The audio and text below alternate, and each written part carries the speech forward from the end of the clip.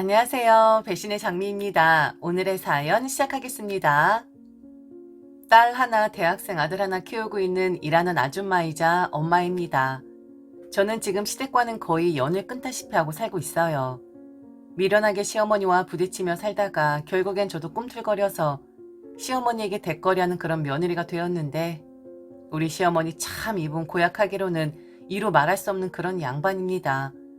어찌나 시집살이 맺고 게다가 손도 매운지 본인의 뜻 조금만 거스른다 치면 용서하지 않는다는 둥 하며 욕지거리에 협박하는 것은 물론이거니와 며느리인 제 뺨까지 쳤던 그런 양반이었습니다. 그냥 연세 드신 분이고 이 집안 며느리이니 참고 참았는데 그러다가 제가 병들어가고 있다는 것을 알게 되었어요. 만성 위염에 식도염, 게다가 위장 출혈까지. 이게 다 스트레스가 원인이라는 소리를 들으니 정신이 바짝 차려지더라고요. 제가 시어머니에게 고분고분한 며느리가 아닌 할 말하는 며느리가 되니 남편은 시위라도 하듯 제게 등을 돌렸었고 그러다가 고함을 쳤고 결국엔 저를 없는 사람 취급을 하더군요. 그러든지 말든지 어차피 나이 들면 지만 손해라는 것을 모르고 지랄을 떨었던 거지요. 남편이 저를 없는 사람 취급하니 오히려 더 편안하던걸요. 누가 무서울 줄 아나?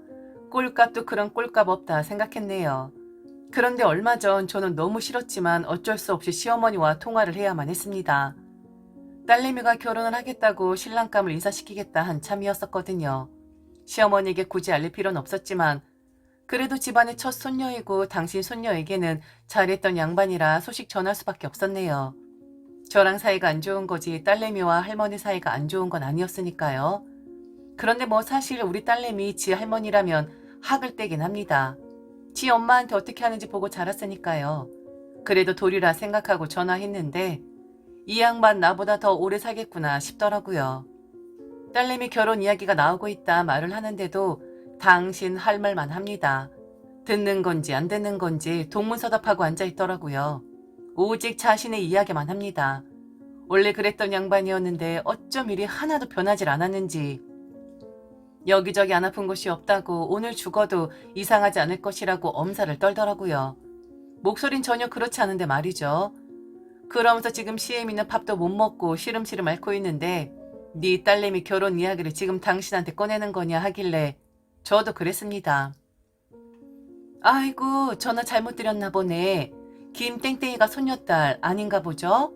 누구는 손녀딸이 결혼한다 하면 아팠다가도 펄떡 일어난다 하던데 안 그러신가 봐요. 아프시면 병원에 가세요. 아들 있잖아요. 아들한테 얘기하면 그 좋아하는 서울대 병원으로 모실 텐데 뭐 걱정이에요? 그리고 저도 딸내미 결혼 이야기 안 하고 싶었는데 꼴에 또 며느리 도리한다고 전화 드린 거네요. 이래서 사람이 하기 싫은 일은 하지 말아야 하는 거예요. 그렇죠? 너는 이제 한마디도 치지 않는구나. 아주 시애미 머리 꼭대기에 앉았어.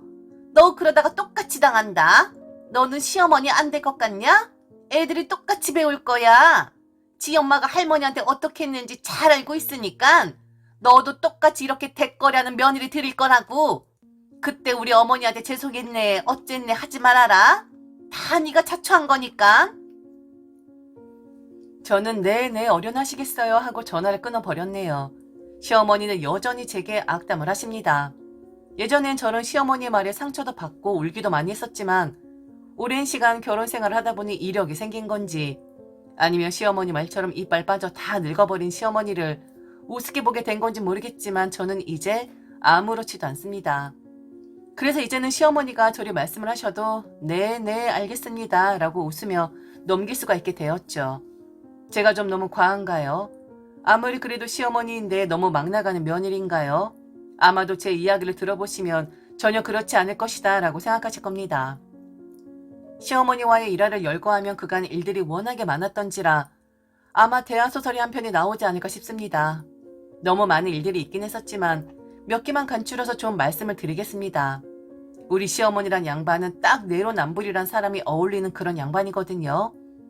저는 일하는 아줌마예요. 결혼 전부터 하고 있었던 가게가 있었는데 그 가게는 친정어머니께서 하시던 가게였습니다. 친정어머니 손맛이 일품이어서 제법 단골도 있는 그런 곳이었는데 결혼하고 한 10년 정도 지나서는 본격적으로 제가 운영을 하게 되었습니다. 왜냐면 친정 어머니에게 치매가 찾아왔거든요. 일을 하면서 친정 어머니의 치매 수발은 쉬운 일은 아니었습니다. 게다가 외동딸 달랑 저 혼자였는데 누구 하나 도와줄 사람 없고 친정 어머니의 병수발에 병원비까지 다 제가 감당을 했어야 했으니까요. 그런데 당연한 거 아닙니까? 친정 어머니의 가게를 홀라당 가지고 왔는데 그게 아니더라도 자식으로서 당연히 부양해야 할 의무가 있는 법인데 게다가 저는 친정 어머니의 유일한 재산까지 꿀꺽한 자식이잖아요. 그런데 시어머니는 그리 생각하지 않았었죠. 친정 어머니를 짐덩이로 생각했고 제가 돈 벌어서 친정에 다 쏟아붓는 것이라고 말을 했거든요.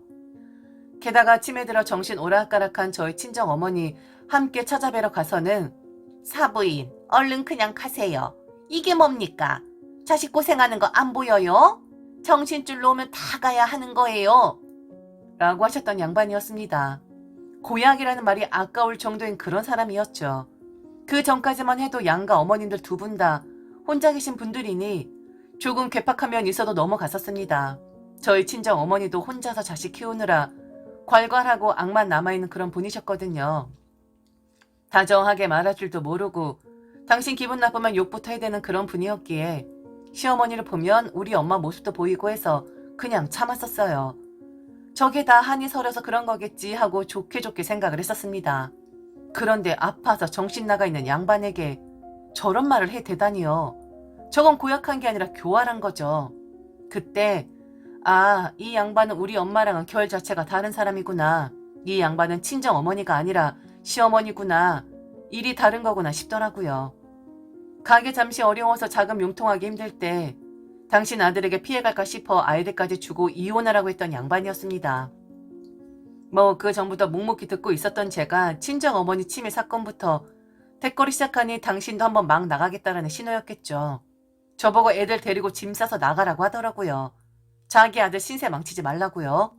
어차피 그 가게에서 나온 돈은 다 너희 엄마 밑구녕으로 들어가지 않았었냐고. 우리 아들에게 10원 한 장 준 적 있었냐면서 소리를 질러댔는데 그럴 수 없다고 했습니다. 이혼을 하라 말아 자격 당신에게는 없는 거라 했어요.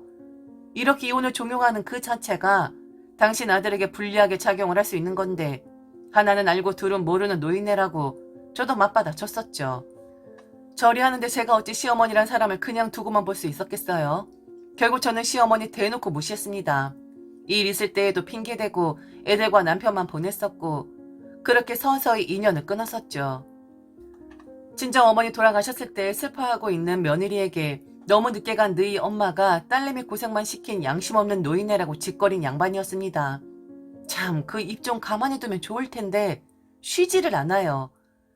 게다가 독한 말 내뱉게 강좌를 듣는 건지 어디서 그런 말들을 생각해서 내뱉는 건지 혀를 내두를 정도였었죠. 제가 나이 들어가면서 사위 볼 나이가 되니 시어머니란 양반도 만만치 않게 늙어갔겠죠. 그러다가 어느 날 무시로 일관했었던 남편이란 작자가 제게 그러더군요. 그 정도 했으면 되었다고요. 그리고 딸내미 결혼 이야기 시어머니에게 꺼내느라 전화했다가 다시 한번 서로 한바탕 했다는 거 다 들었다면서 언제쯤 두 여자의 싸움이 끝이 나게 될지 자기 명줄이 짧아지는 것 같다라고 하는 겁니다. 그러면서 하는 말이 당신이랑 어머니랑 사이가 많이 틀어진 건 나도 잘 알고 있는데 그래도 어쩌겠냐. 연세 드시고 의지할 곳이라고는 나밖에 없는데 그리고 나한테만 살짝 말씀하셨는데 당신한테 너무 모질게 군 것 같다고 미안하다는 말씀까지 하시더라. 그리고 당신이 상처받은 만큼 우리 어머니를 원망하는 마음이 크다는 것도 잘 알고 있고 그런데 어머니 정말 예전 같지 않으셔. 기력도 없으시고 힘들어하시는 게 눈에 보일 정도야. 당신도 우리 둘째 장가가면 시어머니나 다름없잖아. 그러니까 당신도 이제 그만하면 되었어. 장모님도 가셨는데 이제 우리 집안의 어른이라고는 어머님뿐이잖아. 당신이 어머니한테 말대꾸하고 독한 말 내뱉는 거 장모님이 하늘에서 보고 계신다면 아마 당신 장모님한테 귀싸대기 맞을걸? 우리 장모님 그러고도 남을 양반이었잖아. 그러니 그만하자. 이제 어머니 돌봐드리자고. 장모님 모시는 것처럼 좋게 우리 어머니도 그리 봐줄 수 있잖아. 안 그래? 그만 고집 부리고 이제 당신도 좀 내려놔. 무슨 가르치듯이 그리 말을 하는데 이 무슨 개소리를 늘어놓는 건가 하는 눈빛으로 남의 편인 남편을 바라보았습니다. 입술을 앙 다물고는 그만해. 고기를 끄덕끄덕 이면서 이 정도면 되었어. 라고 말을 하는데 지금의 나를 만든 게 누군데? 괄괄하고 시어머니에게 독설 내뿜는 여자를 만든 게 누군데? 바로 너와 너희 엄마라는 작자가 이리 사람을 만들어 놓았는데 뭐? 이제 그만하라고? 보살피라고? 누구를? 좋게 좋게 내 친정 어머니 보듯이 하라고? 그지 발사계 같은 소리를 짓거리더라고요. 너무 화가 나서 몸이 들썩들썩 거렸습니다. 나이 한 살 한 살 먹어가면서 느끼는 게 제가 저희 친정 어머니랑 똑같아지더라고요. 괄괄하고 막말하는 그런 여자 말입니다. 우리 아들내미 결혼했을 때 절대로 며느리에게 그러면 안 되는데 고상하지 않아도 고상한 척이라도 하는 그런 시어머니가 돼야 할 텐데 일찌감치 포기하는 게 좋을 정도로 저는 독한 사람이 되어가고 있었습니다. 핑계를 대자면 저는 다 이게 남편놈과 시어머니 때문이라고 생각해요. 저를 방어했어야 했으니까 내가 깔려 죽지 않으려면 나도 그만큼 독해졌어야 했으니까 순한 사람까진 아니었어도 이렇게까지 독하고 화가 나면 뭐라도 집어 던져야 직성이 풀리는 그런 인간까진 아니었었는데 저를 변화시킨 건 그들이었으니까요. 저는 화장실로 들어가 변기소를 가지고 왔습니다. 그리고 뒤돌아서서 앉아있는 남편님의 뒤통수에다가 그 변기소를 문대버렸어요. 똥내 나는 소리 짓거리고 있으니 똥냄새 제대로 맡으라고요. 남편은 휙 하고 돌아섰고 뒤통수 문질러댔던 변기소로 남편의 얼굴에 문대졌습니다. 이게 뭔 짓거리냐고 변기소를 확 잡아다가 내팽개치는데 지도 더러운 거 알고 저리 확 집어치우면서 나보곤 그 더러운 걸 떠안고 가라는 거구나 생각하니 우라가 치밀더라고요. 이게 뭐하는 짓이야? 당신 미쳤어? 당신도 장모님처럼 치매 오는 거야? 아니 여자가 점점 가면 갈수록 선을 못 지키고 이런 짓거리라냐? 남편한테 뭐하는 짓이야? 아씨 냄새 도대체 뭐하는 짓이냐고. 더럽지. 변기솔 갖다 대니까 기겁을 하네. 그런데 당신 지금 변기솔 멀리 내던졌지. 무서워서 피한 게 아니라 더러워서 피한 거잖아. 당신 몸에서 떨어지게끔. 당신 어머니가 나한텐 그런 존재야. 우리 엄마처럼 생각해달라고? 아니 인간아. 너희 엄마가 우리 엄마가 아닌데 내가 어떻게 너희 엄마를 내 엄마로 생각을 하냐? 남편은 저보고 정신 나간 여자 같다고 하더라고요. 그래서 맞다고 했어요. 너희 엄마를 모시고 사느니 그냥 정신 가출한 채로 살겠다고 했습니다. 그렇게 모시고 싶으면 네가 가라고 했어요. 너희 엄마 집으로요. 그렇게 너희 엄마 걱정되면 네가 가면 될 텐데 왜 굳이 싫다는 사람 붙잡고 이 씨름 하냐고 했지요. 당신 지금 그걸 말이라고 해? 나보고 어머니를 모시고 살라고? 그럼 지금 나랑 이혼이라도 하겠다는 거야? 아무리 막 나가도 그렇지 어떻게 그런 소리를 해? 정말 당신 막 나가도 너무 막 나가는구나. 남편에게 변기소를 문대질 않나. 시어머니 모시라고 남편 내쫓질 않나. 애들이 볼까봐 무섭다.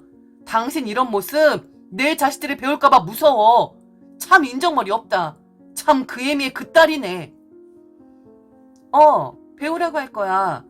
바보같이 못된 시어머니에게 당하고 사는 며느리 되는 것보단 억척스럽게 시어머니에게 대적하는 며느리가 난 더 낫다고 생각하는데 나는 우리 딸이 내가 당신 어머니한테 당했었던 그 모습만 생각할까봐 겁이 나는데 당신은 당신 딸이 시집살이 옴팡 뒤집어 쓰고 시어머니 앞에서 골골대는 그런 며느리가 되었으면 하나 봐. 나는 이게 산 교육이라 생각하는데 이혼? 해까지 거 못할 게 뭐야?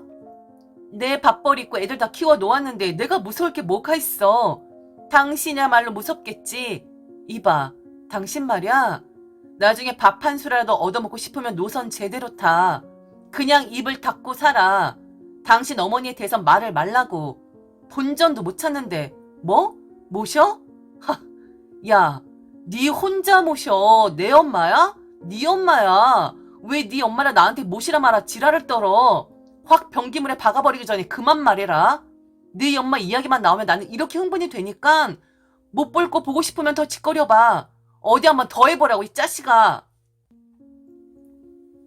그날 이후 남편과 저는 서로를 예전보다 더 심하게 없는 사람 취급하고 있습니다. 아유 속 편합니다. 그러든지 말든지 말이죠. 시어머니 제가 당신 모셔갈 줄 알았는데 그리 안 한다고 하니 또 제게 전화를 걸어 욕지거리를 하더라고요.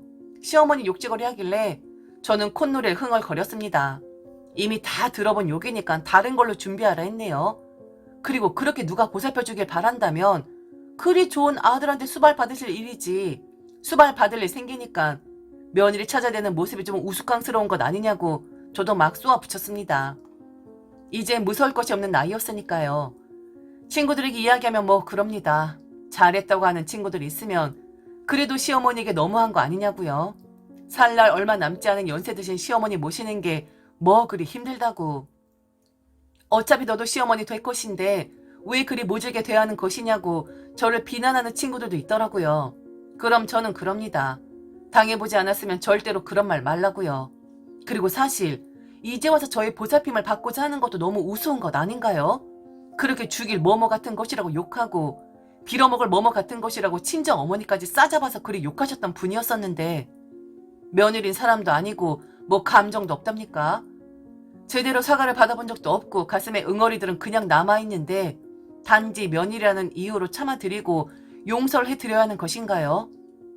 그리고 남편의 그만하라는 말, 이 정도면 되었다라는 말, 자긴 얼마나 우리 어머니한테 잘했길래 그런 소리를 할 수가 있는 건지.